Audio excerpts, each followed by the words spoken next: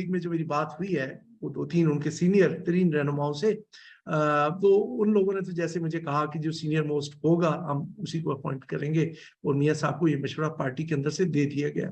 अब senior most की अगर आप देखें इस वक्त जो पोजीशन चल रही है, वो जनरल आसिम मुनीर साहब इस वक्त टॉप ऑफ द लिस्ट है। और जनरल आसिम मुनीर साहब को मैं इसलिए भी मतलब एक जैसे कहते हैं ना कि छठी हिस्स कहती है कि वो बन जाएंगे, कि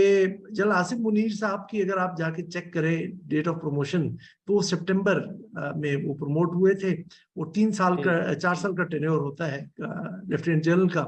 तो अब ही वो उनको वैसे तो सितंबर के एंड पे रिटायर हो जाना था, लेकिन इनके केस में स्पेशली ये किया गया कि date of assumption of charge, कि उन्होंने अगले ओहदे की यानी कि 3 स्टार जनरल की प्रमोशन किस तारीख से संभाली। वो चूंकि उस वक्त बैरून मुल्क थे जब उनकी तरक्की हुई, और उन्होंने आके नवंबर के एंड